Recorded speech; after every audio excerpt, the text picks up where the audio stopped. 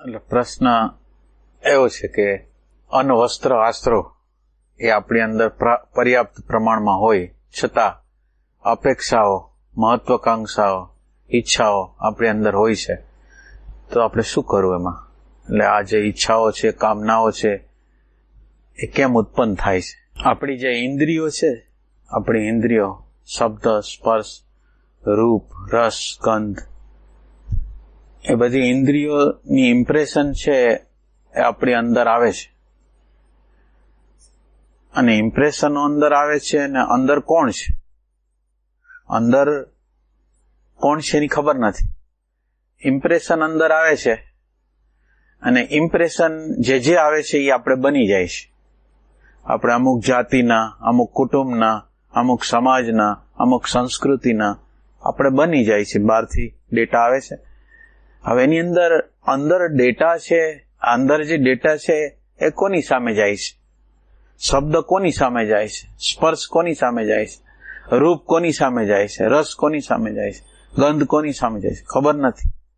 એટલે અત્યારે જે પ્રોબ્લેમ છે એ શું છે કે આ બધી વસ્તુ ડેટાઓ, બહારના ડેટાઓ આપણી અંદર દાખલ થયા અને એ જે દાખલ થયા એ હું થઈ ગયા અને જે સાચો અંદરનો જે સાચો હું હતો એને ઢાંકી દીધો. અને આ જે ઇમ્પ્રેશન જે બધી બને છે, બુદ્ધિ જે બને છે, બુદ્ધિ વિચાર જે બને છે, એ બહારના ડેટામાંથી જે વસ્તુ બનેલી હોય એને જીવન ક્યાંનું મળે? બહારના ડેટા દ્વારા જીવન મળે, અંદરનું જીવન ન મળે. એટલે હવે બીજી રીતે, એક રીતે આપણે જોઈએ કે આપણી અંદર કોન્શિયસનેસ છે, ભાન છે, અને ભાન છે એ એટેન્શન થ્રુ, ભાન છે એ ડાયરેક્ટ નથી આપણી આગળ. આપણે દ્રષ્ટા નથી રહ્યા અત્યારે, પણ અત્યારે આપણે જે છીએ એટેન્શન છે. એટલે દ્રષ્ટાને આપણે ચૂકી ગયા, એટેન્શન બની ગયા. અને એટેન્શન છે એ દ્રશ્યની સાથે જોડાઈ ગયું, શબ્દની સાથે, સ્પર્શની સાથે, રૂપની સાથે, રસની સાથે, ગંધની સાથે જોડાઈ ગયું. એટલે હવે તમે વિચાર કરો, એટેન્શન નીકળે છે કોન્શિયસનેસમાંથી અને નીકળે છે અને જાય છે ક્યાં? દ્રશ્યમાં. મૂળ સ્ત્રોતને ભૂલી જાય છે. એટેન્શન જે પોતાના સ્ત્રોતમાંથી જે નીકળે છે એને ભૂલી અને દ્રશ્યના આકારે થઈ જાય છે. હવે દ્રશ્યના આકારે થઈ જાય એટલે હવે તો જે દ્રશ્ય અંદર હોય અને અંદર મારું મૂળ સ્ત્રોત જે આનંદ છે, મૂળ સ્ત્રોત જે શાંતિ છે, મૂળ સ્ત્રોત જે પ્રેમ છે, મૂળ સ્ત્રોત જે પ્રજ્ઞા છે, એની સાથેનું કનેક્શન આપણું તૂટી જાય. અને આ તૂટી જવા દ્વારા હવે શું થશે? અપૂર્ણતા. આપણે પૂર્ણથી વિખૂટા પડીને અપૂર્ણ બન્યા, પ્રેમ વિહોણા બન્યા, આનંદ વિહોણા બન્યા. અને હવે જે થશે એ શું થશે? તો એ કે અહંકાર છે એને મજબૂત કરવાની પ્રક્રિયા થશે. અહંકારને મજબૂત કરવાની પ્રક્રિયાની અંદર અહંકારને કઈ ને કઈ પ્રકારનું સુખ જોઈ છે. અંદર સુખ નથી એટલે બહાર સુખ માટે. અંદર અહંકાર છે એટલે અંદર જે પણ આપણે કઈ કરી છે એનું એપ્રિસિએશન જોઈ છે. કોઈ આપણે જે કરી છે એના વખાણ કરે એવું અંદર અહંકાર ઈચ્છે છે. આપણે પોતાના સ્વાંત સુખાય, પોતાના સુખ માટે આપણે કરતા નથી, બીજા લોકોના શબ્દો માટે કરી છે, બીજા લોકોના અભિપ્રાયો માટે આપણે કરી છે. એટલે અત્યારની જે પોઝિશન છે એમાં કામનાઓ થાય છે, ઈચ્છાઓ થાય છે, તો એનું કારણ સ્વનું વિસ્મરણ છે. આનંદનો જે સ્ત્રોત છે એની સાથે આપણે છૂટા પડી ગયા છે. એટેન્શન છે એટલે અહંકારનું જે જીવન છે એ અહંકારનું જીવન તો બહારથી જ મળે. નિત્ય નવીન નવીન નવીન, બહારની બાજુથી નવીન નવીન, અને નવીનતા બહારની બાજુ નથી. અને નિરંતર રીતે બાળપણથી માંડીને વૃદ્ધાવસ્થા લગીન એ નિરંતર રીતે નવીનતા માટે ગતિ કરે છે. શરૂઆતમાં નવીન લાગે, પાછું જૂનું થઈ જાય, પાછું નવીન થાય. આ નવીનતા છે એ આપણને એવી રીતે પ્રેરે છે કે નવીનતા છે એ તમે આ બાજુ જાઓ છો તો ક્યાંય નવીનતા રહેતી નથી. તો એ નવીનતાની શોધ જે આપણી છે, નિત્ય નવીન શોધ છે, એ નવીનતા છે એ આપણા અંદર મૂળ જે સ્ત્રોત છે એની અંદર નિત્ય નવીનતા છે. જો એને ટચ કરવામાં આવે તો બધી વસ્તુ નિરંતર રીતે નિત્ય નવીન છે. હાવ સિમ્પલ વસ્તુ હોય તો નિત્ય નવીન છે. ખાલી હવાનો સ્પર્શ થાય છે તો નિત્ય નવીન છે. કોઈ પશુ છે એની ચાલ છે એને તમે જોવો છો તો નિત્ય નવીન છે. તમે XYZ જોવો છો, તમે પડતું પાંદડું જોવો છો, એ નિત્ય નવીન છે. એક કોઈ વ્યક્તિને જોવો છો, નિત્ય નવીન છે. અત્યારની જે સાંજ છે, 5 વાગ્યાનો સમય છે, એ ક્યારે કોઈ વખત આવો નહીં હોય. તો આ નિત્ય નવીન છે, પણ આ નિત્ય નવીન છે એનો મને પરિચય નથી થતો. અને મારી અંદરની શોધ છે નિત્ય નવીનની. મારી શોધ છે એ આનંદની છે, અને આનંદ બહાર નથી. આનંદ કોઈ જળ વસ્તુમાં હોય જ નહીં. તો જે અંદર જે આનંદ છે એને આપણે ભૂલી ગયા છીએ, એટલે કામનાઓ, ઈચ્છાઓ, વાસનાઓ એ આપણી અંદર પ્રગટ રહેવાની જ. જ્યાં સુધી આપણા મૂળ સ્ત્રોત સાથે આપણું કનેક્શન નહીં થાય ત્યાં લગીન એ વસ્તુ નિરંતર રીતે ચાલુ રહેવાની છે. એટલે હવે તમે વિચાર કરો કે તમે અત્યારે જે સ્થિતિમાં છો એમાં વૃત્તિ છે, વિચાર છે, એમાં છે. અને વિચાર, માનો કે વિચારની આ ડેટા છે, એ ડેટા વિચાર શેનો કરી શકે? આપણી અંદર જે ડેટા પડેલી હોય એ શેનો વિચાર કરી શકે? જે અનુભવેલું હોય, જોયેલું હોય, જાણેલું હોય એનો.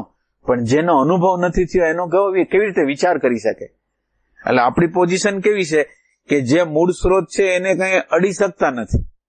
અને આ દ્રશ્ય જે વસ્તુ છે, દ્રશ્ય વસ્તુ આપણા માટે મહત્વની બની જાય છે, અને દ્રશ્ય વસ્તુ નિરંતર આપણને ખેંચી જાય છે. તો હવે આ જે દ્રશ્ય વસ્તુ જે આપણને ખેંચી જાય છે, તો હવે આપણે આપણા મૂળ સ્ત્રોત છે એની સાથે જો આપણે કનેક્શન કરી, મૂળ સ્ત્રોત સાથે આપણે હવે આ એટેન્શન છે એ જોડાય કોની હારે? તો એ કે અંદરનું જે ભાનનું તત્વ છે, અંદરનું જે પ્રેમનું તત્વ છે એની હારે જોડાય. પેલું એનું જોડાણ અહીંયા થવું જોઈએ. અત્યારે પેલું જોડાણ છે સ્મૃતિ સાથે છે, સંસ્કાર સાથે છે, વિચાર સાથે છે, ભૂતકાળ સાથે છે. તો અત્યારનું જે જોડાણ છે એ વાસી વસ્તુમાં હારે છે, તાજી વસ્તુ સાથે નથી. મરેલી વસ્તુ છે, કાલની વસ્તુ છે, જે ફ્રેશ નથી. એ ફ્રેશ એટલે ભૂતકાળ છે એ અત્યારે વર્તમાનને જોવા માટે પ્રયાસ કરે છે.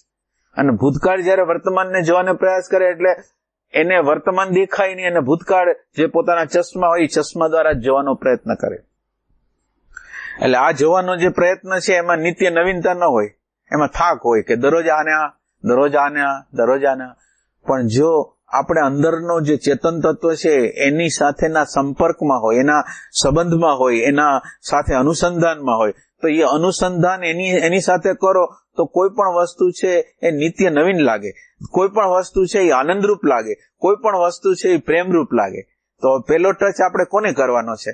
હવે આ એટેન્શન છે એ પેલો ટચ જો દ્રશ્યને કરશે, સ્મૃતિને કરશે, સંસ્કારને કરશે, તો એના માટે કામનાઓ સિવાય બીજો રસ્તો નથી.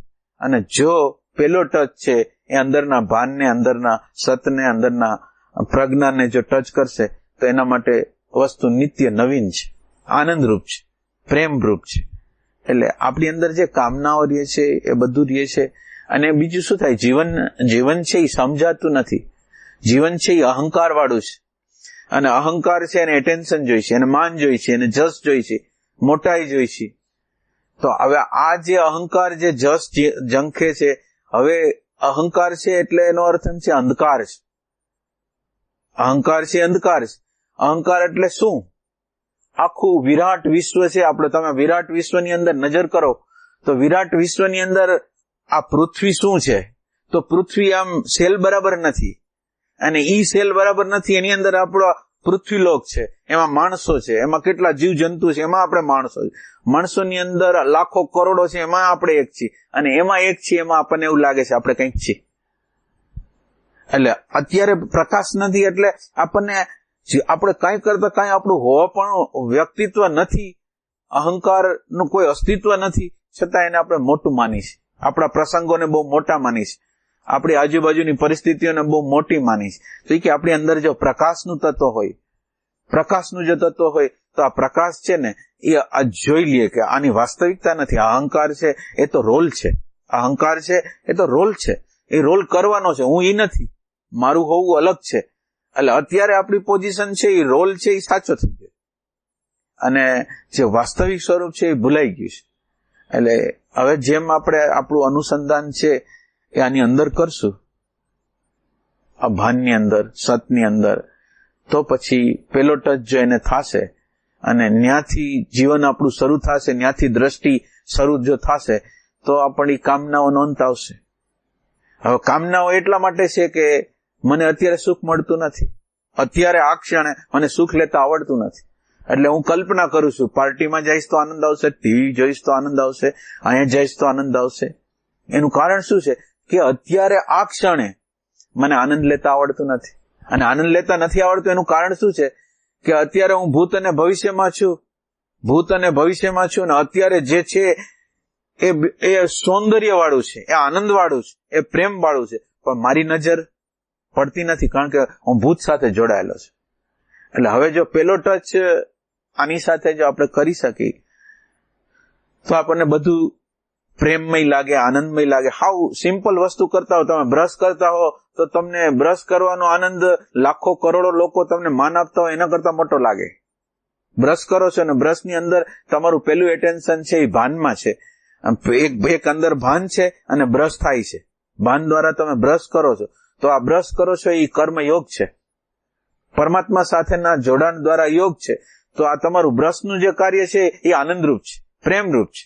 અંદરના જે અંતર્યામી છે, આપણે દાંત સાફ કરી છે તો અંતરના અંતર્યામી છે એ મંદિર છે આ, અને આ મંદિરના અંતર્યામીના મંદિર છે એને સ્વચ્છ રાખવા માટેનો પ્રયાસ કરું છું, તો યોગ છે મારા માટે. તો આ રીતે આપણી દ્રષ્ટિ જો જાય, પહેલો જે ટચ છે આને થાય અને પછી આ જગતને જોવામાં આવે તો કામનાનો અંત આવે. કામના થવાનું કારણ શું થાય? આ ક્ષણે મને આનંદ લેતા નથી આવડતું એટલા માટે કે જે જોવે છે અંદર, જેનું હોવાપણું છે એ ડાયરેક્ટ રીતે આપણે એને જોવા દેતા નથી. અંદર જે હોવાપણું છે, અંદર જે આત્મ તત્વ છે, અંદર જે પરમ તત્વ છે, એ પરમ તત્વને ડાયરેક્ટ રીતે જોવા દેતા નથી, વિકૃત કરી નાખીશ. હવે ડાયરેક્ટ રીતે એ જો જોવાનો પ્રયત્ન કરે, ડાયરેક્ટ રીતે એની સાથે જોડાય અને જોડાઈને જોવે, એ દ્રષ્ટિથી જોવે તો કામનાનો અંત આવશે. અત્યારે આ ક્ષણે તમને આનંદ લેતા જ આવડી ગયો, આ પલની અંદર જ તમને જીવતા આવડી ગયું, તો હવે તમારા માટે ભવિષ્ય નથી, તમારા માટે ભૂત નથી. અત્યારે તમને જીવન જીવતા આવડે છે કે આ ક્ષણની અંદર મને કોઈ આવડ્યું નહીં, જીવન જીવતા આનંદ સૌંદર્ય લેતા કઈ અત્યારે આ ક્ષણે મને ન આવડ્યું તો પછી હવે ક્યારેય નહીં આવડે. અને આ ક્ષણે હું એની સાથે છું તો પછી આ ક્ષણની અંદર મને જીવતા આવડી જાય. આ ક્ષણની અંદર કેટલા બધા બોજા પડેલા છે, આ ક્ષણ છે એની અંદર મને આ કામ પૂરું કરીને આ કંઈક જે કાર્યો પૂરા કરવા છે અને એને ફિનિશ કરીને હવે પછી કંઈક બીજું કરવું છે, ત્રીજું કરવું છે. પણ એ કે શું કરીને, માનો કે આ પછી આ કર્મ કરશો એના પછી શું જોઈશે, તો કે સુખ જોઈશે, તો અત્યારે લે ને. તો અત્યારે લેવા માટે શું કરવું જોઈએ કે આ ક્ષણની અંદર જીવન જીવવું છે. અને આ ક્ષણ છે એની સાથે આપણે જેટલો ટચ રાખશું, આ ક્ષણ સાથે, આ સત સાથે, આ હોવાપણા સાથે જેટલો ટચ રાખશું ને એટલા અંશમાં એનર્જી છે ને હાયર થશે. આપણી અંદરની જે એનર્જી છે એ હાયર થશે અને હાયર એનર્જી હાયર ફ્રીક્વન્સીમાં જીવશે. અત્યારે લોઅર ફ્રીક્વન્સીમાં જીવે છે. અત્યારે કોઈ પણ પ્રસંગ બને તો અહંકારના રેફરન્સીસ હશે, અને પછી જો પ્રસંગ જે હાયર સાથે જો આપણે જોડાયેલા હોય, સત સાથે જોડાયેલા હોય, તો આ પ્રસંગને ભગવાનની ભાષાથી જોશું. અસ્તિત્વની કઈ લેંગ્વેજ છે, અસ્તિત્વ કઈ ભાષાથી કામ કરવા માંગે છે એ દ્વારા આપણે જોશું. એટલે આ બે ફરક છે. એક અહંકારના રેફરન્સથી મને કેટલું માન આપ્યું, કેટલું સન્માન આપ્યું, કેટલી કેર કરી, એ હું જોઉં છું. અને હવે આ નથી જોતો હું. હવે હું જોઉં છું કે પરમાત્મા આ દ્વારા અહંકારને, મારા રાગને, મારા દ્વેષને, મારા લોભને, મારી ઘૃણાને કેવી રીતે કાપવા માંગે છે, એ રીતે આપણે જોશું. એટલે કામનાના અંત કરવા માટે અત્યારે આ ક્ષણે જે હોવાપણું છે એમાં જેમ જેમ જીવતા જશું અને ડાયરેક્ટ રીતે આત્મતત્વ છે, આ ઇમ્પ્રેશન આખી પરમાત્મા, આ પ્રકૃતિ છે, આ પ્રકૃતિને આપણે સ્ત્રી કહી છીએ અને અંદર જોવે છે અને આપણે પુરુષ કહી છીએ. હવે આ સ્ત્રી પુરુષ એટલે ગોપી અને કૃષ્ણનું જે મિલન છે એ આપણે થવા દેતા નથી. આ સ્મૃતિનું જે તંત્ર છે એ પોતાના કલર ચડાવવા જાય છે. એટલે ભગવાનનું ને પ્રકૃતિનું મિલન જો કરાવવું હોય તો વચ્ચેથી આ સ્મૃતિ ને સંસ્કારનું જે માળખું છે કે જે નિરંતર રીતે બધી વસ્તુને વિકૃત બનાવે છે, એને બાયપાસ કરવાનું છે. કે ભાઈ આ બુદ્ધિ છે એનો ઉપયોગ છે કે આ વ્યવહારની અંદર જાય ત્યારે ઉપયોગ છે, પણ અંદરમાં છું અત્યારે કઈ બુદ્ધિનો ઉપયોગ નથી, તો પછી મારે કેવી રીતે જીવવું? તો કે આ જે હોવાપણું છે એના દ્વારા જીવન જીવવાનું. એટલે આનો ઉપયોગ, જે બુદ્ધિનો ઉપયોગ છે એ ક્યાં કરવાનો છે એ જો ખબર પડે તો કામના નો અંત આવે. અગર કામના છે એનો ક્યારે કરતા ક્યારે ગમે એટલી કામનાઓની પરિપૂર્તિ કરો, નવી કામના પછી જૂની થઈ જાય, પાછી નવી કામના, અને એમ કરતા કરતા આપણા જન્મોના જન્મો છે એ કામનામાં જ જાય છે. એટલે મૂળ સ્ત્રોત સાથે જ્યાં સુધી આપણે અનુસંધાન નહીં કરી, હોવાપણા સાથે આપણે જોડાશું નહીં, ત્યાં લગીને આ કામનાઓ છે એનો અંત નહીં આવે. એમ પર્યાપ્ત બધું છે. વિચાર છે મને હળી કરે છે. વિચાર એમ કહે છે કે મેં આટલું કર્યું તો એને આમ કેમ ન કર્યું, મેં એના માટે આમ કર્યું એને એમ કેમ ન કર્યું, હું આટલું કરું છું છતાંય કોઈ જસ નથી મળતો. આ અહંકાર છે એ આવી રીતે વિચાર કરે છે. ત્યારે ઓલો જે છે એની આગળ હાયર દ્રષ્ટિ છે કે અહંકાર છે એ પ્રોબ્લેમેટિક છે. એ કોઈને કોઈ હળી કરીને આપણને ભયમાં નાખે છે, લોભમાં નાખે છે, ઘૃણામાં નાખે છે, તો આને ટચ ન કરાય. એ કે આ વિચાર છે એ આતંકવાદી છે. વિચાર હળી કરે છે અને આપણને જે જીવનના જે પ્રોબ્લેમો આપણને આવે છે એ જીવનના પ્રોબ્લેમો છે એ વિચારમાંથી પેદા થયેલા છે. એટલે આ વિચારની સાથેનું કનેક્શન જરૂરી હોય એટલું જ રાખીને તો પ્રોબ્લેમ, તો કામના એનો અંત આવે.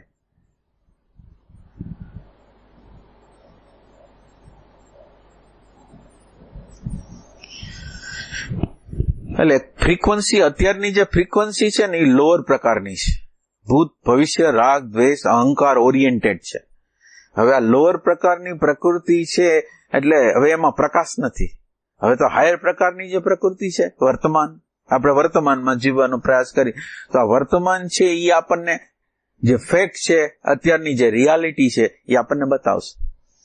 આપણે જયારે વર્તમાનમાં નથી હોતા તો રિયાલિટી કે ફેક્ટ છે એને જાણતા નથી. મારી અંદર ક્રોધ છે, મારી અંદર લોભ છે, મારી અંદર ઘૃણા છે, મારી અંદર હિંસા છે, મારી અંદર દ્વેષ છે, એ મને ખબર ક્યારે પડે? હું વર્તમાનમાં છું. હવે વર્તમાનનો પ્રકાશ છે એ હાયર ફ્રીક્વન્સી છે.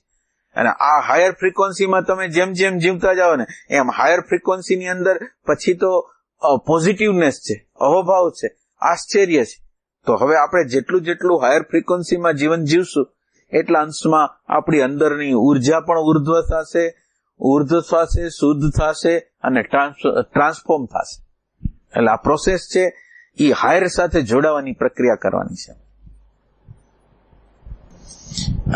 અને કેવું છે કે અંદર આપણે અત્યારે ધ્યાન બધું કરીશી, ધ્યાન છે એ કરીશી ખરા, ભજન પણ કરીશી ખરા, પણ આ ભજન છે એ કેવું છે? પેરીફરી વાળું છે, ઉપર છે. અત્યારે ધ્યાન કર્યું, થોડી વાર શાંતિ લાગી, થોડીક વાર આ રહ્યું, પણ અંદરની બાજુમાં તો બધું કામનાથી ભરપૂર બધું પડેલું છે. અંદર બધી વસ્તુ પડેલી. એટલે આપણું જે અંદરનું જે ભજન છે ને એ આપણી સમગ્રતામાં, અંદરની સમગ્રતામાં વ્યાપી જવું છે. આપણી અંદરની સમગ્રતા, અત્યારે આપણો 1%, 2% ભાગ, 1%, 2% જેવો ભાગ છે એ બહારના બાજુ ભજન કરે છે અને અંદરનો આખો વિભાગ છે એ કામના વાળો છે. હવે કામના વાળો વિભાગ છે, હવે તમે ગમે એટલું ભજન કરો, ગમે એટલું બહારનું ભજન કરો, પણ અંદર તો ઓલી દ્રષ્ટિ તો વિષયોની જ છે, અહંકારની જ છે. તો હવે આપણું આ ભજન કેવું હોવું જોઈએ કે આપણી પેરીફરીને ભેદી અને આપણા જે મૂળ કેન્દ્ર છે, સમગ્રતા છે, એમાં ફેલાઈ જવું જોઈએ. તમે હાલતા હો, ચાલતા હો, ખાતા હો, પીતા હો, કોઈને મળતા હો, હળતા હો, કોઈ પણ વસ્તુ કરતા હો, એના મૂળ કેન્દ્રમાં કોણ છે? તો કે મૂળ કેન્દ્રમાં હું કેન્દ્રની અંદર છું, પરમાત્માની અંદર છું, હોવાપણાની અંદર છું. હું આમાં રહીને હું પ્રયાસ કરતો, આમાં જ રહેવાનો પ્રયાસ કરું છું અને મારી બધી પ્રવૃત્તિ આના રેફરન્સથી છે. પ્રેમના રેફરન્સથી છે, આનંદના રેફરન્સથી છે, શાંતિના રેફરન્સથી, અહંકારના રેફરન્સથી નથી, કામનાના રેફરન્સથી નથી. આ રીતે આપણે જો કરી શકીએ તો આપણું થાય. એટલે આ જે આપણી અત્યારની આધ્યાત્મિકની ઈચ્છા છે ને એ આપણી સમગ્રતામાં દાખલ થવી જોઈએ. એમ કે આ દાખલા તરીકે અત્યારે સત્સંગ કર્યો, વાત પૂરી થઈ ગઈ, હવે બીજી આપણે બહાર નીકળશું એટલે બીજી વાતો, બીજી ચર્ચાઓ, બીજા વિચારો. તો એનો અર્થ એમ છે કે ઈ કેન્દ્રમાં નથી. આ વસ્તુ છે ઈ કેન્દ્રમાં નથી, બીજી વસ્તુ કેન્દ્રમાં છે. હવે આ આપણે આખી જિંદગી કર્યા રાખી છે. તમે આખો દિવસ જે ચિંતન કરો છો એ તો અલગ વસ્તુનું છે. 1-2 કલાક છે આધ્યાત્મનું ચિંતન કરો, સત્સંગમાં જાઓ, થોડી વાર ધ્યાન કરો, પણ બાકીનો સમય ટોટલ 22 કલાક તમે ગણો તો 22 કલાકનો સમય તો અનંત કામનાઓમાં જાય છે. હવે આપણે એમ કહીએ છીએ કે આનું રિઝલ્ટ કેમ નથી આવતું? પણ રિઝલ્ટ કેવી રીતે આવશે? અંદર પ્યાસ જ નથી, આના માટે તો પ્યાસ જ નથી. આ તો એક કંઈક શોખ હોય એવી રીતે, આને હોબી હોય એવી રીતે આને રાખેલું છે. અંદર સમગ્રતામાં હું માનો કે કોઈને મળવા જાઉં છું, હું મારો ધંધો કરવા જાઉં છું, હું મારી ઓફિસમાં જાઉં છું, તો હું એ ભગવાન છે એને આ કર્મ દ્વારા મળીશ. હું હાલવા દ્વારા ભગવાનને મળીશ, હું મારા ધંધા દ્વારા ભગવાનને મળીશ. એટલે મારું દરેક કર્મ છે એ ભગવાન માટે જ, એવો ભાવ આપણી આગળ નથી. અને એવો ભાવ નથી તો એ સમગ્રતા, આપણી અંદરની જે સમગ્રતા છે એમાં વ્યાપશે નહીં. એટલે જરૂર છે કે આપણું ભજન છે આપણી દરેક પ્રવૃત્તિના મૂળ કેન્દ્રમાં આનંદ, પ્રેમ, શાંતિ એ હોવી જોઈએ. અને આ ન હોય તો આપણું ભજન છે એ પેરીફરીમાં છે, ઉપર છેલ્લું છે, એ પરિણામ નહીં આપે. એમ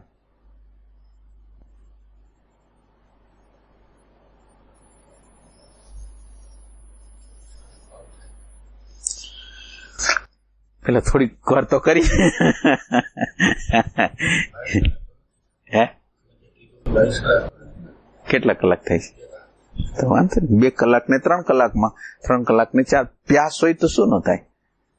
પ્યાસની જરૂર છે. આપણી અંદર જે પડેલા રસો છે, આપણી અંદર રસ પડેલા છે, આમાં ઈચ્છા કેમ નથી થતી? તો એ કે અનંત પ્રકારના રસો છે અને રસોમાં હાથ નાખીને દાજી છે છતાં પણ આપણે એમાં જ જઈશ. એટલે સાક્ષાત્કાર એ કરવાનો છે કે જેમાં રસ છે મને, એમાં ગુલામી કેટલી છે, પરાધીનતા કેટલી છે, લાચારી કેટલી છે, અને એ સિવાય અંદરનો ઉકળાટ કેટલો છે એ કામનામાં, એ ઈચ્છાઓ. એટલે જે ઈચ્છાઓ અત્યારે આપણને પરમાત્માની અંદર જવા નથી દેતી, ઈચ્છાને આપણે સાક્ષાત્કાર કરવો છે. હાલો હાથ નાખીએ આપણે, ભલે દાજીએ આપણે, પણ આપણે હાથ નાખીને જોઈ કે આપણે રિલેશનશીપમાં, વિષયમાં, ગમ્યા તમારે જ્યાં હાથ નાખો ત્યાં નાખો. છોકરામાં નાખો, છોકરાને રાગ કરો, પછી તમે એનું પરિણામ જો. સતત રીતે તમે નિરીક્ષણ કર્યા રાખો કે વસ્તુ, આ જે સુખના સાધન તરીકે છોકરાને લીધો, તો એ છોકરાએ તો છોકરાનો જન્મ થાય પેલા ગર્ભમાં રહીએ ત્યારે એને બહુ સાચવીને જો કઈ થઈ જાય તો મૃત્યુ થઈ જાય માનો, તો હવે આ ગર્ભમાં રાખ્યો એ મોતારે લડાઈ છે. હવે આને સુખ કહેવાય? મોતારે લડી લીધું, બહાર નીકળો, રાતના ઉજાગરા કરાવે, ગમે તે કરાવે, અને છતાં એને આપણે સુખ માની. એના પછી એને ભણાવવાની પ્રોબ્લેમ, એને લગ્ન કરવા, પછી લગ્ન થાય પછી જુદો થાય એનો પ્રોબ્લેમ. તો આ બધા પ્રોબ્લેમો છે, તેમાં સુખ ક્યાં મળ્યું? સુખ આપણે જે માનતા હતા કે અહીંયા સુખ મળશે, સુખ ક્યાં મળ્યું? એવી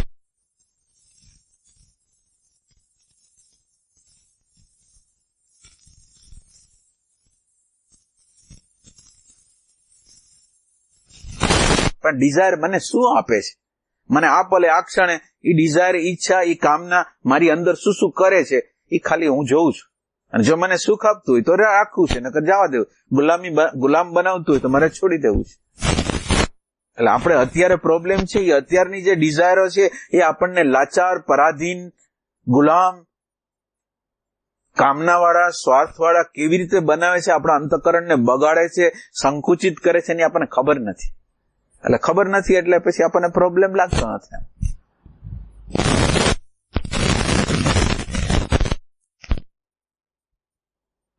કામનાઓ હોય જે સરળતાથી પ્રાપ્ય હોય તો એ સમયમાં શું કરવું? સ્વાદિષ્ટ ભોજન, તો એ સમયે ના, એટલે ભોજન કરવાનું, સ્વાદિષ્ટ ભોજન જ કરવાનું. પહેલી એક વસ્તુ સ્વાદિષ્ટ ભોજન જ કરવાનું, પણ સ્વાદિષ્ટ ભોજન કરતી વખતે ખાલી તમારી પ્રેઝન્સને બરાબર રીતે જાળવી રાખવાનું. પ્રેઝન્સમાં રહીને તમે સ્વાદ માણજો, પ્રેઝન્સમાં રહીને તમે કોઈ પણ કામના ભોગવજો તો એ જલ્દીથી એનો અંત આવશે. એમાં શું થાય? આપણે ખાઈ છીએ ને, પેલો કોડિયો લઈ છીએ ને ત્યારે પ્રેઝન્ટ મોમેન્ટમાં હોય છે. પ્રેઝન્ટ મોમેન્ટ પછી બીજી ક્ષણે એ ગઈ એટલે શું થયું? એને જે માણવાનું હતું, આપણે પ્રતિ ક્ષણે એને માણવાનું હતું, માણવાનું ચૂકી ગયા એટલે બેહોશ થઈ ગયા, એટલે એ કામનાના રૂપમાં રહી ગયું. અને તમે જો એને પ્રતિ ક્ષણે જાગૃતિપૂર્વક એને ચાવતા એને સ્વાદ લેતા તમે વર્તમાન ક્ષણની અંદર રહ્યો ને, તમારી પરિતૃપ્તિ ઝડપથી થઈ જાય, કામનાની તૃપ્તિ ઝડપથી થઈ. એટલે કાંઈ કરતા કાંઈ કોઈ વસ્તુને કાંઈ વિકૃત નહીં કરવાની, ફક્ત તમારી અંદર પ્રકાશ છે, અંદરનો વર્તમાન ક્ષણનો પ્રકાશ છે, એને પ્રગટ રાખવાનો, બીજું કાંઈ નહીં કરવાનું.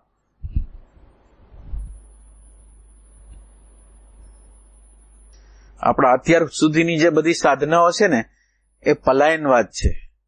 માનો કે મને કઈ કોક વસ્તુ, ખાવાની વસ્તુ મને આકર્ષિત કરે છે તો હું ખાવાનો ત્યાગ કરી દઉં. પણ ખાવાનો ત્યાગ કરવા દ્વારા તમારી અંદરની ઈચ્છાઓ, તો જે અંદર ખાવાની ઈચ્છા તો તમે તૃપ્ત કરેલી નથી, વાસનાના રૂપમાં તો એ પડેલી જ છે. હવે માનો કે તમે બારથી ત્યાગ કરી દો તો શું થવાનું છે? એટલે કરવાનું એ છે કે વાસનાને આખી બહાર કાઢવાની છે. અને એ વર્તમાન ક્ષણમાં તમે હશો તો એ વર્તમાન ક્ષણમાં તમે જેમ જેમ જેટલું વર્તમાન સોલિડ હોય ને એટલી તૃપ્તિ બહુ ઝડપથી, જેટલું વર્તમાન હોય એટલી. કારણ કે આપણે જયારે વિષયોમાં જાય છે ને ત્યારે બેહોશ થઈ જાય છે. હવે બેહોશ છે એટલે છે નહીં, કોઈ છે નહીં એટલે બીજી વાર ઈચ્છા થાય છે, ત્રીજી વાર ઈચ્છા થાય છે, પણ અત્યારે જ છીએ આપણે અને પ્રતિક્ષણ આ ક્ષણ એક એક વસ્તુને માણી છે. પણ એ આપણે અત્યારે માણવાની પ્રક્રિયાને 1 સેકન્ડ આવ્યા વર્તમાનમાં પાછા વયા ગયા એટલે જે તૃપ્તિ થવી જોઈએ તો તૃપ્તિ તો થઈ નહીં, તમારી હાજરી જ નથી તો તૃપ્તિ કેવી રીતે થાય? હા,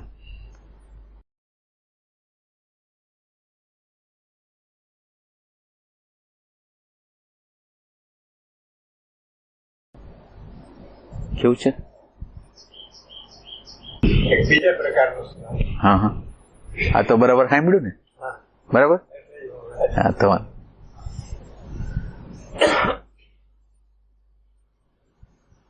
રાગ અને અનુરાગ સત્સંગી એના સંબંધ વિશે કેવી રીતે ફીલ કરે? સત્સંગી એ બેના સંબંધને કેવી રીતે જોવે? રાગ અને અનુરાગના સંબંધને એકાદ વાર આપણે વાત થઈ છે રાગ અનુરાગની, પણ એ બે વસ્તુ એકદમ જુદી. રાગ છે તમે કયો, રાગ તમારી રીતે કયો ને અનુરાગ તમારી રીતે કયો. થોડુંક લાગે છે જાણે આમ એના વિરોધ હોય એવું લાગે. અનુરાગ આમ બરાબર. રાગ એટલે તો જાણે મોહ, આસક્તિ, બરાબર. મને ગમે કે એ વસ્તુમાં ચોંટી જવું, એ રાગ. એમાંથી પછી બધું બરાબર. દ્વેષ ને સંઘર્ષ ને આવ્યું. હવે અનુ એટલે આમ તો પાછળ જવું, રાગની પાછળ જવું. અનુપૂર્વક છે એ હા હા, પાછળ જવું. અનુગમન. હા હા. હવે આખો વિનિંગ ફરી જાય છે કે શું થાય છે?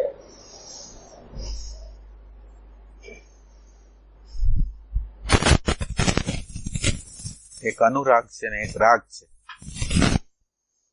રાગ છે, રાગ જે વસ્તુ છે એ રાગ છે એ પદાર્થો દ્રશ્ય વસ્તુમાં થઈ શકે. અનુરાગ છે જીવંત વસ્તુ હોય ને, જીવંત, અને જીવંત એક જ વસ્તુ છે. પરમાત્મા કયો, આત્મા કયો, કોન્શિયસનેસ કયો, પ્રેમ કયો, શાંતિ કયો, એક જ વસ્તુ છે, જીવંત વસ્તુ આ છે.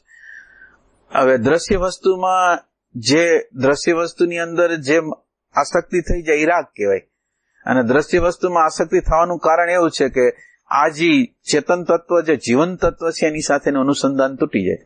અનુરાગ એવી વસ્તુ છે કે આ બધી વસ્તુ જે છે, દ્રશ્ય વસ્તુ જેટલી છે એનો મેં અનુભવ કર્યો, એનો તાપ અનુભવ્યો, સંતાપ અનુભવ્યો, લાચારી, ગુલામી, પરતંત્રતા, સ્વાર્થ, સંકુચિતતા, આ બધાનો સાક્ષાત્કાર મને થયો.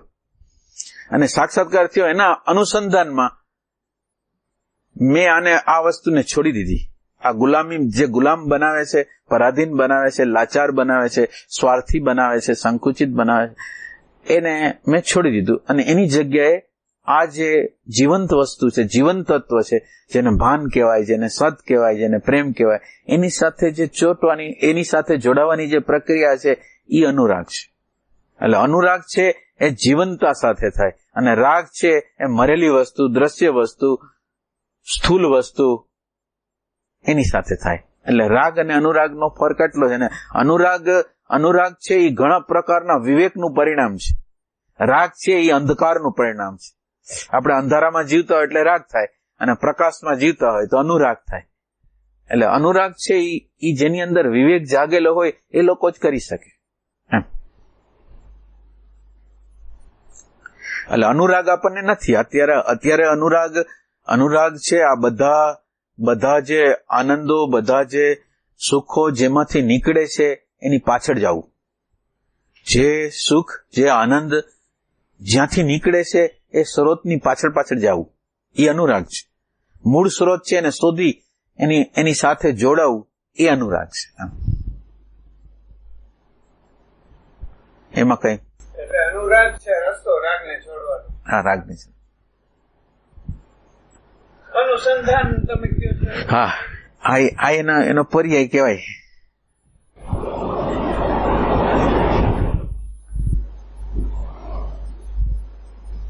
મહર્ષિ રમણ એમને કોઈ પૂછતા કે તમે કોણ છો, તો એમ કહેતા કે હું કાંઈ નથી.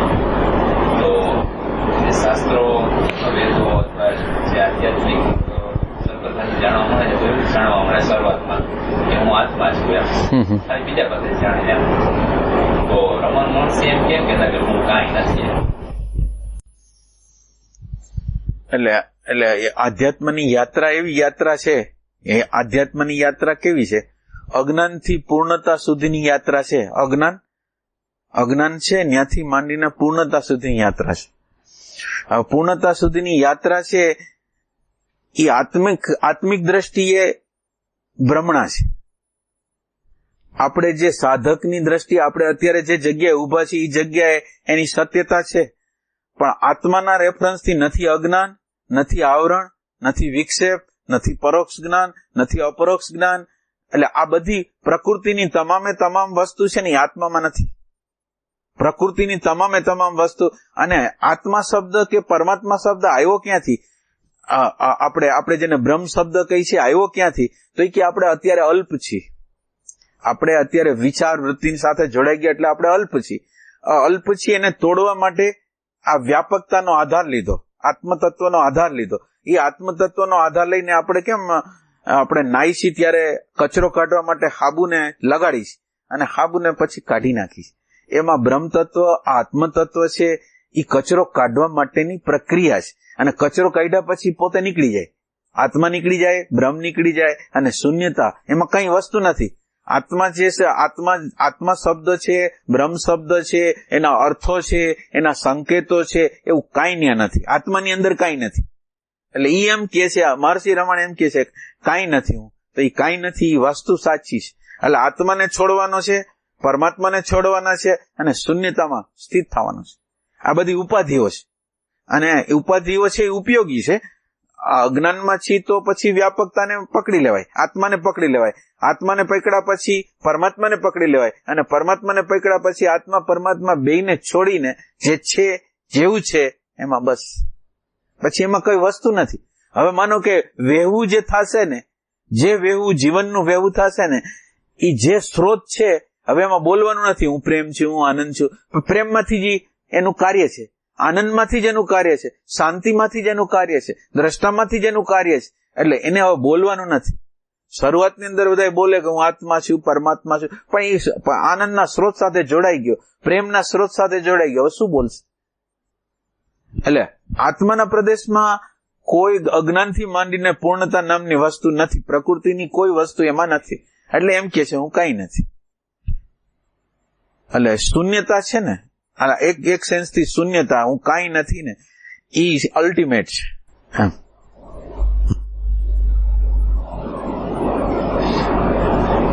આત્મા છે એ ભાષામાં ન આવી શકે, ભાવથી ન આવી શકે, કોઈ ક્રિયામાં પણ ન આવી શકે. ના, આટલા બધા પ્રકારના ધ્યાનો બતાવ્યા, 112 પ્રકારના, તો એને નિષ્ક્રિય થવા માટેના જ. હા, એટલે નિષ્ક્રિયતા. અને આમ એને એમ કીધું કે 3 મહિના કરવાનું પછી છોડી દેવાનું એમ કીધું. પણ હવે તમે આમ એ બધા ધ્યાન છે એ એક પ્રકારની શાંતિ, નિર્વિચાર અવસ્થા, નિષ્ક્રિયતા, એ આપણને થોડી સેકન્ડ માટે બતાવી દે. પણ હવે એ ધ્યાન તમે આખો દિવસ તો કરી ન શકો. હવે આખો દિવસ શું કરી શકો? અને આખો દિવસ તમારી હાજરી જરૂરી છે. આ પ્રકારના ધ્યાનો છે એ સ્ટાર્ટિંગ છે, એ અલ્ટિમેટ નથી. કારણ કે પ્રતિક્ષણે તમારે જાગ્રત રહેવાનું છે, પ્રતિક્ષણે તમારી હાજરી નોંધાવાની છે. તો પ્રતિક્ષણે હાજરી નોંધાવાની હોય તો આ બધા આ પ્રકારના બધા ધ્યાન ન હાલે. પછી તો તમારે તમારું હોવાપણું સિદ્ધ કરવું પડે. અને હોવાપણાના પ્રકાશની અંદર અંધારું જેટલું હોય ને એને ઉલેચતા જવાનું. એટલે આ બધા પ્રકારનો સ્ટાર્ટિંગ પોઈન્ટ છે. ખરેખર તમારે નિરંતર રીતે અંદરથી તમારું હોવાપણુંની જાગૃતિ રાખવાની છે. ધ્યાન સાચું આ જ છે. ઓલા ધ્યાન આગળ આપણે પહોંચી એના માટેની આ પ્રક્રિયા છે. માનો કે આ ધ્યાન લીધું અને આ ધ્યાન છે મારું 24 કલાક કેવી રીતે હાલે, એના માટે આ ધ્યાનો લીધા. અને આ ધ્યાનોને કોઈ પણ ધ્યાન હોય ને, એ જ્યાં લગીને આપણે ખરેખર સાધના જેની ચાલતી હોય ને, એ કોઈ પણ એના સાધન હોય ને, એ બધા સાધન જતા રહીએ. સાચી સાધના જેની હાલતી હોય ને, બધા સાધનો નીકળી જાય અને છેલ્લે હાવ નિષ્ક્રિયતા આવી જાય. એટલે આ બધું સ્ટાર્ટિંગ છે, આ અલ્ટિમેટ નથી. અને આ ક્યાંય લઈ ન જાય. આ તમને વારે વારે તમે આ કર્યા રાખો, વારે વારે થોડુંક શાંતિ મળે, વારે વારે કર્યા રાખો, પણ અંદરના સ્ત્રોત સાથે, અંદર હું કોણ છું એની સાથે, તો એ કઈ ખબર નથી. મારો વ્યવહાર કેવો, તો કે હું ધ્યાન આવું કરું છું પણ મારો વ્યવહારમાં કઈ પ્રેમ નથી, આનંદ નથી, શાંતિ નથી, તો એ કે એનો કોઈ અર્થ નથી. ધ્યાન શું છે? ધ્યાનનો પહેલો અર્થ એવો છે કે આપણી અંદર જે હું છે ને એ પ્રોબ્લેમેટિક છે, અને હું છે એનું કનેક્શન કેમ કપાય, હું છે એનો અંત કેમ આવે, એ આપણે કરવાનું છે. એ હવે ક્યાં ધ્યાનથી થશે? આ એકાગ્રતાની એક ભૂમિકા, એક નિષ્ક્રિયતાની ભૂમિકા કેવી હોય એવું આપણને બતાવે ક્ષણ માટે. પણ એના દ્વારા શું તમને આલો મળી નિષ્ક્રિયતા. હવે આ નિષ્ક્રિયતા તમને તો આપણી અંદર વિવેક નથી કે આ એનર્જીનો ઉપયોગ ક્યાં કરો, તો કે એ એનર્જીનો ઉપયોગ નિરંતર રીતે હોવાપણામાં કરવાનો. તો એ આપણે કરી નથી શકતા. એટલે આ બધા ધ્યાનો છે, એટલે આપણને બધા ધ્યાન એક જ છે, તમારી હાજરી. એના સિવાય મોટું ધ્યાન આ વિશ્વમાં એક હોય ને, એક જ ધ્યાન છે. અને આ બધા ધ્યાન હોય તો એ ધ્યાનનો અર્થ છે કે તમારી હાજરી. હવે આ ધ્યાનનો તમે કોઈ પણ પ્રકારના 112 હોય, 150 હોય, 1000 હોય ધ્યાન, પણ ધ્યાનની અંદર મુખ્ય સુર શું છે? તો કે એ સુર છે કે તમે હાજર છો કે નહીં, તમારી હાજરી છે કે નહીં.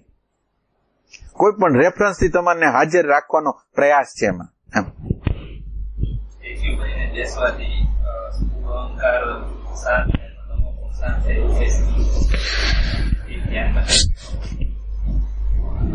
એટલે એમાં એવું છે કે આપણે જયારે આ યાત્રામાં નીકળે, આપણે થવું છે નિષ્ક્રિય, અને યાત્રામાં આપણે નીકળી છીએ, અને યાત્રાની અંદર સ્થૂલ બોડી અને આપણો સૂક્ષ્મ બોડી એ બધાનો સંબંધ છે. એટલે અંદર જે વિચારોની ધારા હાલે છે એ કોઈ પણ હાથના માધ્યમ દ્વારા, પગના માધ્યમ દ્વારા, કોઈ પણ દ્વારા, એ કંઈક એના આપણે જેને કહેવાય ને આર્ટિક્યુલેશન, એટલે આપણા હાથ ભાવ બતાવે એ ટાઈપનું જે કહેવાય ને, એટલે કહેવાનો જે સંદર્ભ છે એ શું છે કે બોડી છે એને મન સાથે સંબંધ છે. એટલે હવે તમે બોડીને નિષ્ક્રિય કરો એટલે મન છે જે વેવરિંગ છે એ મનના વેવરિંગ ઉપર એની અસર આવશે. આને ખાલી તમે સ્થિર કરો છો એટલે એનું વેવરિંગનું એટલે પેલા તો ઓબ્જેક્શન કરશે બોડી.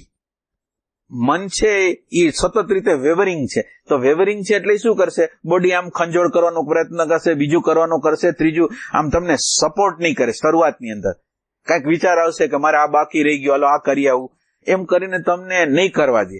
તો આ જે તમે ખાલી બોડીને તમે સ્થિર રાખો એના દ્વારા મનની ઘણી શાંતિ આવશે. અને જે મનના જે પ્રભાવો બોડી ઉપર પડતા હતા, મનનો જે વિરોધ હતો એ ધીરે ધીરે શાંત થવા માંડે.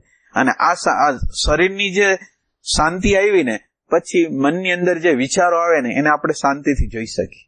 પેલો શરીર છે એ ઓહાપો કરશે, એ ના પાડશે બેહવા માટે, એ બધું જેટલું બને એટલો પ્રયાસ કરશે કે આ તો અહીંયા દુખે છે, આમ કરે છે, તેમ કરે છે, એ બધી ફરિયાદો કરશે. પણ જેમ જેમ તમે કરતા જશો, જેમ જેમ આ સ્થૂલ બોડીની સ્થિરતા આવશે, એની સાથે સાથે સ્થૂલ બોડી જેટલું સ્થિર થશે એની સાથે સાથે મન છે એ પણ શાંત થવાની પ્રક્રિયા કરશે. માનો કે તમે કલાક, 1.5 કલાક, 2 કલાકનું ધ્યાન કરશો ને તો એની અંદર એવી પલો આવશે પછી શાંતિની, આનંદની. પણ આ બોડી સ્થિર થયું છે એની મન ઉપર થશે અને મનની અસર છે એ બોડી ઉપર આવશે. અરે કેવું છે? કેવું છે?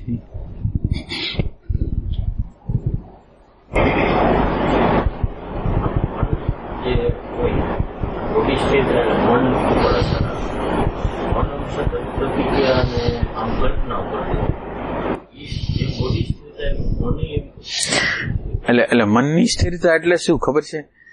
મનને તમે સમજવા માંડો ને, મનની સ્થિરતા એટલે મન તો એની રીતે ગતિમાન જ હોય, પણ મન ગતિમાન છે પણ તમે એને જોવો છો અને એ મનની જે ગતિઓ પ્રગટ થતી હોય એને તમે સમજતા જાઓ. માનો કે મન છે, તમે આજે ધ્યાનમાં બેઠા છો અને તમારા જીવનની અંદર આજે કંઈક પ્રસંગ એવો બન્યો છે, કોકે તમારું અપમાન કર્યું છે કે કોઈ કંઈક કર્યું છે, તો હવે એ અપમાન કર્યું છે, તમે એને કંઈક જવાબ દીધો છે, પણ હવે તમે ધ્યાનમાં બેઠા એટલે એને શું શરૂ કર્યું? ઓલો પ્રસંગ રિપીટ ચાલુ કર્યો. આ મને શું કરે? રિપીટ રીતે એ ચાલુ કરે એટલે એ શું કહેવા માંગે છે? જેમ આપણને શરીરનું પેન થાય તો આપણને એમ કે ને કે શરીરનું પેન થાય છે, હાર્ટમાં પેન થાય છે, હાથમાં પેન થાય છે, પગમાં પેન થાય, જબરજસ્ત રીતે પેન થાય તો આપણને એલાર્મિંગ છે કે આનો કંઈક ઉપાય કરો. એમાં આ એલાર્મિંગ છે.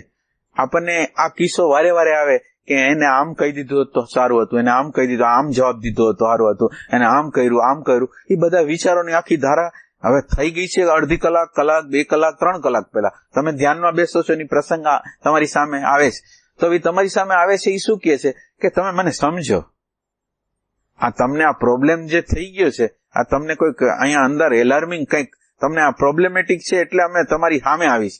એટલે કે હવે તમે આ વિચારને ખાલી જોઈ લ્યો. એટલે મન છે એને ખાલી સમજવાનું છે, મનને શાંત નથી કરવાનું. મન જેટલા અંશમાં સમજી જશે એ આપોઆપ શાંત થઈ જશે.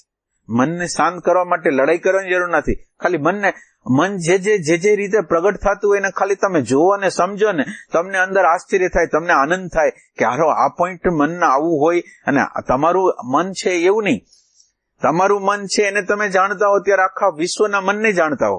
એવું નથી કે આ મન છે, તમારું મન છે કંઈક અલગ છે, બીજાનું મન અલગ છે, બધાના મન હરખા જ. એટલે તમે એમ સમજો કે આખા વિશ્વનું રહસ્ય રાજ છે તમારા મનમાં છે. તમારા મનને તમે સમજી રાખો, આખા વિશ્વના જે મનો છે એને તમે સમજી જવાના છે. એટલે ખાલી જે વિચારો આવે છે ને એને સમજવાની જરૂર છે. એ શું કહેવા માંગે છે, શું પ્રોબ્લેમ છે એને, રાગનો છે, દ્વેષનો છે, લોભનો છે, શું છે, અને રાગ શું છે, દ્વેષ શું છે, એના ઊંડાણમાં જવાનું છે. એટલે મન છે એ પોતાની રીતે રજૂ કરે છે અને આપણે એની કહાની છે એ સાંભળવાની છે, શાંત ચિત્તે, પ્રેજ્યુડાઇઝ વગર. ખરાબ છે, સારું છે, એ કંઈ કર્યા વગર એને જોવાનું છે. એટલે મન છે એની રીતે શાંત થશે. બીજી શક્તિ આપોઆપ પ્રગટ થઈ, કઈ શક્તિ? શક્તિ પ્રગટ થઈ ને. હા, એટલે જોવા જયારે મનને જોવા માટે પ્રયાસ કરી છે ત્યારે આપણી આગળ એટેન્શન હોય તો જોઈ શકી, નકર તો જોઈ ન શકી. આપણી આગળ એટેન્શન તો જોઈ ને, હા, હાજરી આપણી જોઈ ને.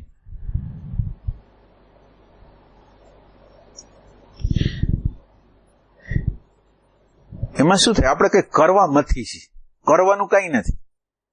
આપણી અંદરની જે પ્રેઝન્સ છે, આપણી અંદરની જે પ્રજ્ઞા છે એને જ ખાલી ખુલ્લી કરવાની છે. અને પ્રજ્ઞાને ખુલ્લી કરવા માટે, પ્રજ્ઞાને આ પ્રશ્નની સામે આવવા માટે જે પૂર્વગ્રહ છે, જે માન્યતાઓ છે, ધારણાઓ છે, એને બાયપાસ કરવાની છે. કે ભાઈ આ વસ્તુ આને સોલ્વ નહીં કરી શકે. અને બાયપાસ એટલે અન્ડરસ્ટેન્ડિંગ દ્વારા. દાખલા તરીકે પ્રશ્નનો નિકાલ છે એ વિચારે કોઈ દે લઈ આવ્યા નથી. વ્યવહારની વ્યવસ્થા વિચાર કરી શકે. વ્યવહારની અંદર તમે બહુ સરસ રીતે કામ કરી શકો વ્યવહારના જગતમાં, બહારના જગતમાં, પણ અંદરના જગતમાં વિચારનું કામ જ નહીં. વિચાર કઈ કામ જ ન કરી શકે. ક્રોધ નથી કરવો, લોભ નથી કરવો, ઘૃણા નથી કરવી, ઘણા સંકલ્પો કરી, ઘણા વિચારો કરી, તૂટી જાય. તો એનો અર્થ એમ છે કે વિચાર છે એવું માધ્યમ છે કે જે આ પ્રશ્નને સોલ્વ કરી શકશે નહીં, અને કરી શકશે નહીં. તો વિચારને હું ટચ નથી કરતો. આપણી આગળ અન્ડરસ્ટેન્ડિંગ શું નથી, વિચારના માધ્યમ દ્વારા સાધના કરી છે. અને વિચારની કોઈ તાકાત નથી કે સાધનાની અંદર આગળ જઈ શકે. વિચારની નિષ્ક્રિયતા છે એ સાધના છે. આપણને એમ ખબર પડે કે આ વિચાર છે એ અંદરના જગતમાં કામ નહીં આપે, એવું ખબર પડે એટલે તમે વિચારને આપોઆપ મૂકી દેશો. તમારે એને મૂકવા માટે આમ ધક્કા ધુંબક કઈ કરવું નહીં પડે, એની મેળે જ શાંત થઈ જશે.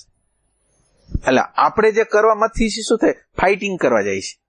ફાઇટિંગ કરતા આપણા અંદરનો જે પ્રકાશ છે, એ પ્રકાશને જેટલો અંદર વધારે ને વધારે પ્રગટ કરશો ને, એ પ્રકાશ જ આપણને ગાઈડલાઈન આપશે. એ જ સમજ આપણી અંદર સમજ છે એ પ્રગટ કરશે.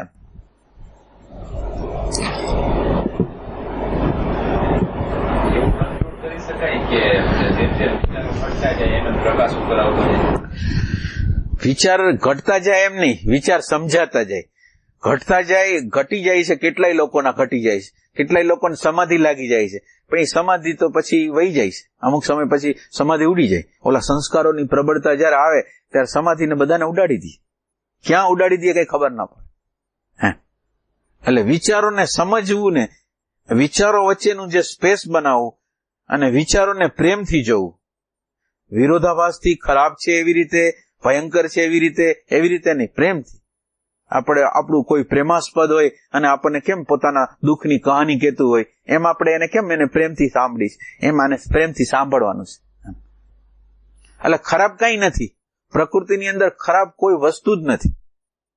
આપણે આપણા વિચારથી એને ખરાબ બનાવી છે. માનો કે એક વિચાર આવ્યો એ ખરાબ નથી, વિચાર સાથે તમે જોડાઈ ગયા એ ખરાબ છે. વિચાર પોતે બિચારો મરેલી વસ્તુ છે. વિચાર જે પ્રગટ થયો એ ભૂતકાળનો છે અને એની અંદર કોઈ તાકાત નથી. આપણે એને એનર્જી આપી છે, અને આપણે એમ કહીએ છીએ ખરાબ છે. એનર્જી ન આપો તો બિચારો ક્યાં ખરાબ છે? એનર્જી આપણે આપતા નથી તો એ બિચારામાં તાકાત જ નથી, હાલવાની જ તાકાત નથી. એમ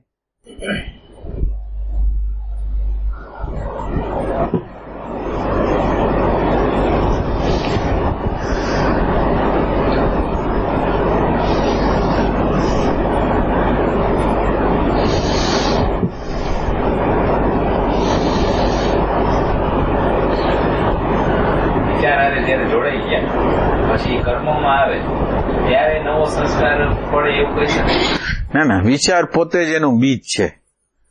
કર્મ કરી બીજ નથી.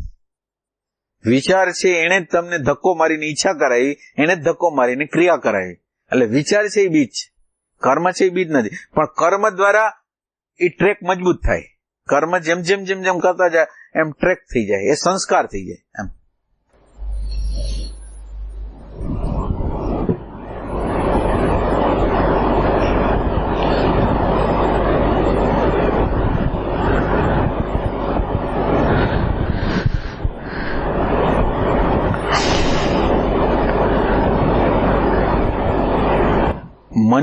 મન આપણી સામે જે પ્રગટ થાય છે ને, મન પ્રગટ થાય છે એની અંદર માનો કે આપણને રાગ આવે છે, દ્વેષ આવે છે, ઘૃણા આવે છે, ખબર પડે ને આપણને. મન જયારે આપણે શાંતિથી બેઠા હોય, શરીર શાંત થઈ ગયું તો હવે આ મન છે એમાં રાગ પ્રગટ થાય, દ્વેષ પ્રગટ થાય તો આપણને ખબર પડે કે રાગ આવ્યો, દ્વેષ આવ્યો, લોભ આવ્યો, ઘૃણા આવ્યો. એટલે મન હારે આપણે કામ કરીશી ત્યારે એટલી ખબર પડે છે કે આટલું આપણી અંદર છે. મન હારે જયારે કામ કરીશી ત્યારે એટલી ખબર પડે છે કે આ છે, પણ એના માટે કઈ કરી નથી શકતા. આપણને ખબર પડે. મનની પેલી એક વસ્તુ ખબર પડવી એ મોટી ઘટના છે.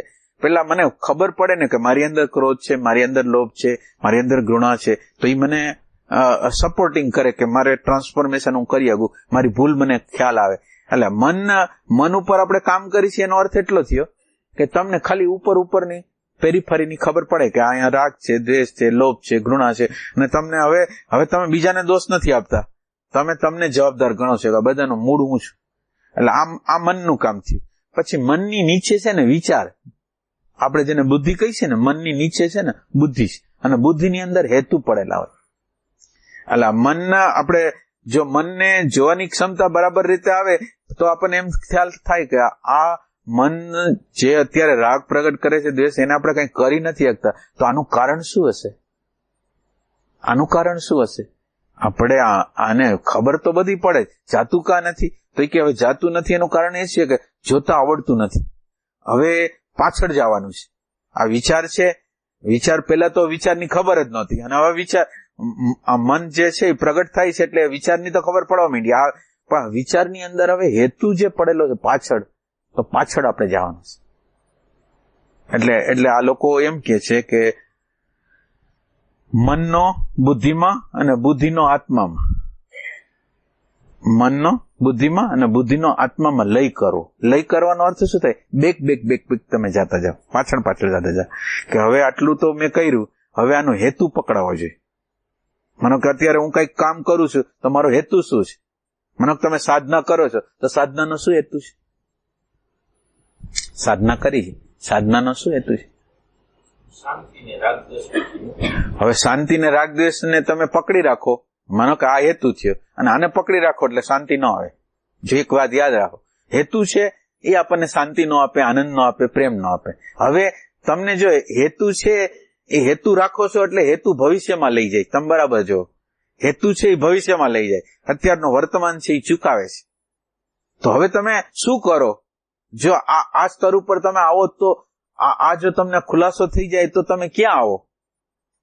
હવે માનો કે તમે એમ કહો મારે શાંતિ જોઈ છે, મારે એનલાઇટમેન્ટ જોઈ છે, મારે જાગૃતિ જોઈ છે, મારે ફલાણું જોઈ છે, ઠીકણું જોઈ છે. એટલે જે જોઈ છે એ કામના છે, અને કામના છે એ ભવિષ્ય તરફ લઈ જાય. હવે શું કરું?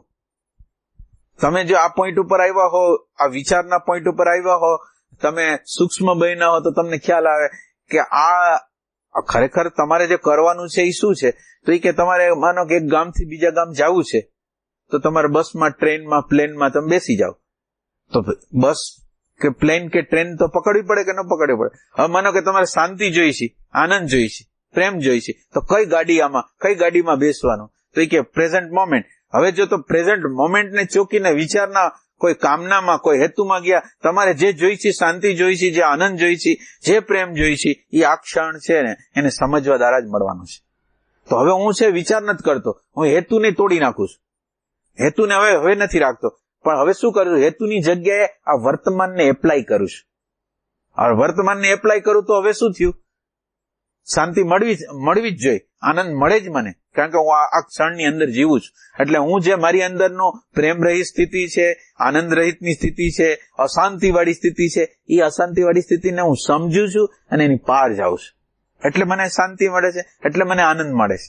એટલે આ પોઈન્ટ જે છે ને એ એક યાદ રાખવાનો કે આ સ્તર ઉપર આવી તો હવે આપણી હેતુ હોય ને એ આપણને ખબર પડવા મળે કે અત્યારે હું કઈ જગ્યાએ છું. તો હેતુમાં છું તો હું મારું વર્તમાન ચૂકી ગયો છું.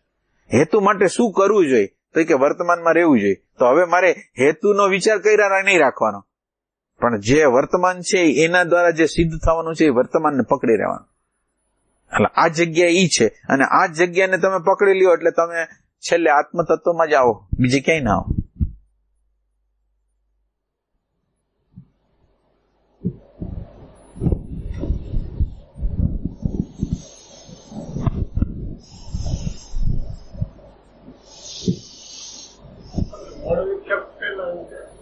દૂર થાય તો પછી આ રાત્રે હાલે ને કાર્ય કરવું પડે મળ વિક્ષેપમાં. તો આપણી અંદર છે ની ખબર કેવી રીતે પડશે? માનો કે મળ દોષ છે એ ખબર કેવી રીતે પડશે? માનો કે હાલો બરાબર છે, હાલો તો હવે આપણે કેવી રીતે ખબર પડશે કે આપણી અંદર મળ દોષ છે? ના આ વાત જ ચાલુ રાખો તમે.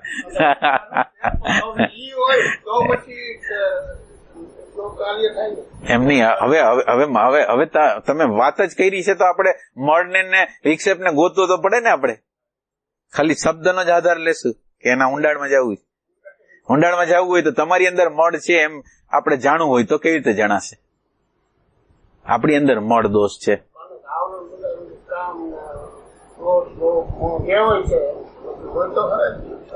પણ હોય તો એટલે શું એને તમે શું કયો છો? મળ કયો છો? ના, એક શબ્દ મળ, વિક્ષેપ નહીં. હમણાં કોને કેશું મળ?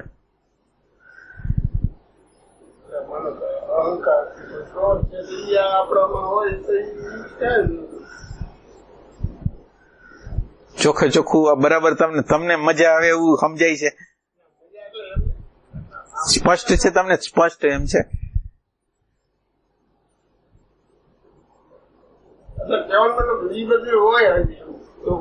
મારું સુખ મારે જોઈએ બસ.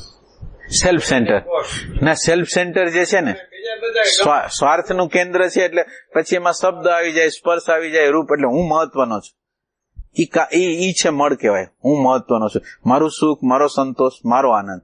બુદ્ધિમાં જીવતો માણસ કહેવાય એને, કામના વાળો માણસ કહેવાય. આને મળ કહેવાય. સેલ્ફ સેન્ટરમાં જીવતો હોય એને મળ. એટલે સેલ્ફ એટલે નિષ્કામ કર્મ દ્વારા મળદોષનું નિવારણ થાય. એટલે હવે આપણી કસોટી ક્યાં છે? તો કે આપણી ઘરે બેઠા છીએ, પત્ની છે, બાળકો છે, મા બાપ છે, ભાઈ બહેન છે, મિત્રો છે, તો ત્યાં આપણે સેન્સિટિવ કેટલા છે?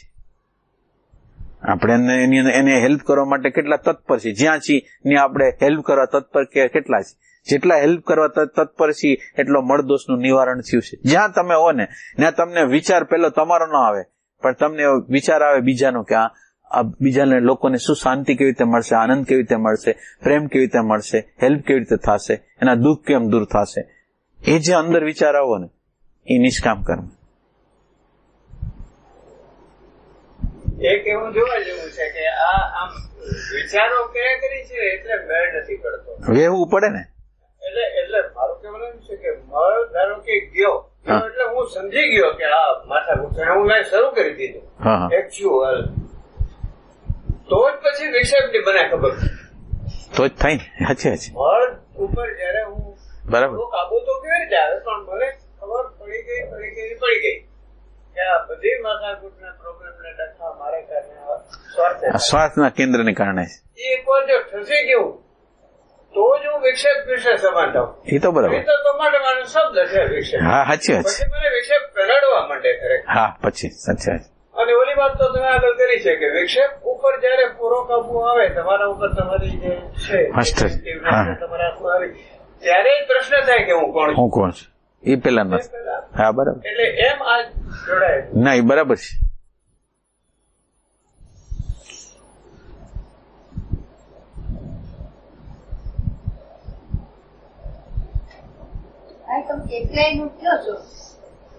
જીવન જરૂરિયાતની અંદર આપણે એકલાઈ થવાનું ના એપ્લાય એટલે હા સાચી હા ના ના બરાબર બરાબર. એટલે આપણે જોડાવું અંદર એનો એવો થયો અર્થ. હા હા કઈક દાખલો આપી કઈક તમે. એટલે માનો કે આપણે રસોઈ વિશે સાંભળેલું છે કે દાખલા તરીકે આપણે આ દૂધીનું શું થાય હલવા વિશે સાંભળેલું છે. હવે સાંભળેલું છે એ એપ્લાય કરેલું નથી. બહારથી ઓલા ટીવીના પ્રોગ્રામ કોઈક આવે છે એમાંથી કઈક સાંભળેલું છે એટલે એ એપ્લાય નથી કર્યું. હવે આપણે એને બનાવવું છે તો પ્રેક્ટિકલ કરી એટલે દૂધી બુદ્ધિને જે કરવાનું હોય, ખાંડ બાંડ જે ભેળવવાની હોય તો એ એપ્લાય કહેવાય. તમે જેવું શરૂ કર્યું એ એપ્લાય કહેવાય. સમજી ગયા. રસોઈ વાત મને કીધું. હા આપણા જીવનની અંદર કેવી રીતે કરું? એટલે તમે જીવનની અંદર આપણા જીવનની અંદર તમે શું માનો કે આપણી અંદર પ્રકાશ કેવી રીતે થાય, આપણી અંદર સમજ કે આપણી અંદર પ્રેમ કેવી રીતે થાય, શું કરી તો થાય આપણે? ના એટલે તમે કઈ સ્મરણ કરો છો? શું કરો તમે? સ્મરણ કરો છો? શેનું સ્મરણ કરો છો તમે? ઈશ્વર ઉપર તો સ્મરણ સતત કરું છું. તો ઈશ્વરનું સ્મરણ તમને શું કરશે? આપણે થોડી જાગૃતિ લે હશે તો આપણા વિચારોને થોડા ઓલા કરશે. એટલે એનો અર્થ એટલો જ છે કે આપણે દાખલા તરીકે રામ રામ કરો, કૃષ્ણ કૃષ્ણ કરો, ઓમ નમઃ શિવાય, ઓમ નમઃ શિવાય કરો, જે કરો એ તમે. ભાઈ આ ઓમ નમઃ શિવાય દ્વારા, રામ દ્વારા, કૃષ્ણ દ્વારા તમે શું કરવા માંગો છો? તો કે તમારા અંદરના બધા ક્લેશ છે, રાગ છે, દ્વેષ છે, લોભ છે, ઘૃણા છે, અહંકાર છે, એને કાઢવા માંગો છો. અને એ કાઢવા દ્વારા તમે શું કરો છો? રામ તમે શબ્દ બોલો છો, પણ રામ શબ્દ છે એ તમારા માટે શું છે? તો એ કે રામ ને તમે પોકાર કરો છો. રામ જે છે ને, રામ જે ભગવાન છે એ રામને પોકાર કરો છો. અને રામ ભગવાન છે એ તો સચ્ચિદાનંદ સ્વરૂપ છે. તો રામને પોકાર કરશો તો રામની અંદર જે સચ્ચિદાનંદપણું છે એ તમારી અંદર આવશે. પણ તમે રામને એવી રીતે પોકાર કરો છો, તમારી જરૂરિયાત છે, દ્રૌપદીએ પોકાર કર્યો તેવો કરો છો? કેવો કરો છો પોકાર? આપણે રામ રામ કૃષ્ણ કૃષ્ણ ઓમ નમઃ શિવાય કેવી રીતે કરીશ? નામ તો લઈ છી, પણ નામીનો સાક્ષાત્કાર કરવો છે આપણે? જેનું નામ લઈ છી એનો પોકાર કરીને એનો સાક્ષાત્કાર કરવો છે કે નથી કરવો? આપણે જો એવો ભાવ હશે ને તો આ રામ શબ્દ છે એ તમારા માટે સાર્થક થઈ ગયો. રામ શબ્દ તમે માનો કે રાખો તો રામ શબ્દ તમે બોલો અને તમારો રાગ તમને ન ગમે, દ્વેષ ન ગમે, એના કાઢવા માટે રામ બોલો છો, એને કાઢવા માટે ઓમ નમઃ શિવાય બોલો છો. તો ઓમ નમઃ શિવાય તમને અત્યારે વર્તમાનમાં રાખશે. અને વર્તમાન દ્વારા તમે વર્તમાનમાં અત્યારે હો તો તમને ખ્યાલ આવે કે મને અત્યારે ભય થાય છે. વહુને કહેવાનું છે મારે કંઈક, પણ વહુને કહીશ કે તો એને આમ થશે તો તમને અત્યારે તમે એ ભાવ સાથે ચાલો છો કે વહુને કહેશું નહીં, કંઈક કરશે તો એને બદલે હવે તમે એ ભાવ તમને વિચાર આવે છે ને જોવો છો એ એપ્લાય થયું. તમને અત્યારે વિચારો જે તમને ભય પેદા થયો એ ભયને તમે જોયો, ભયની સાથે તાદાત્મ્ય ન કર્યું. એટલે તમે જયારે આપણે કંઈક ઘટના ઘટતી હોય ત્યારે આગળ પાછળના રેફરન્સ હોય છે કે એ આપણી ઇમેજ હોય છે અથવા આપણું વાતાવરણ બગડી જશે એવું કંઈક હોય છે. એ બધા ભાવોને લીધે આપણે અમુક સમય એની રીતે અટકી જાય છે, પણ આપણને ખબર નથી પડતી કે આપણી અંદર એવું શું થાય છે કે જેથી આપણને ભય લાગે છે. આ તમે આ ભયને તમે જોયો તો એ આ ભયને જોવાનું કામ કર્યું એ અધ્યાત્મ છે, એ ભગવાનનું નામ છે. અત્યારે જે થઈ રહ્યું એને જોવું, અને જોવું એટલું નહીં પણ એ અણુ પરમાણુ મને ગમે નહીં કે આ ભય શેનો લાગે, પતિનો ભય લાગે, વહુનો ભય લાગે, પાડોશીનો લાગે, સગા સંબંધીને ખરાબ નહીં લાગે એનો ભય લાગે. તો આ બધા ભયને મારે કાઢવા છે કે રાખવા છે?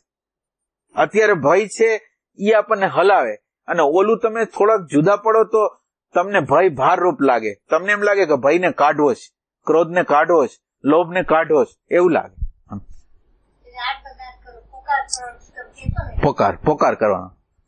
એટલે મને કે આપણને કઈ ખબર ન પડતી હોય તો એનો પોકાર કરો કે તમારો સાચો જ્ઞાનનો જે પ્રકાશ છે, પ્રેમનો પ્રકાશ છે, મારા અંતકરણની અંદર પ્રગટ કરો, એમ એ રીતે.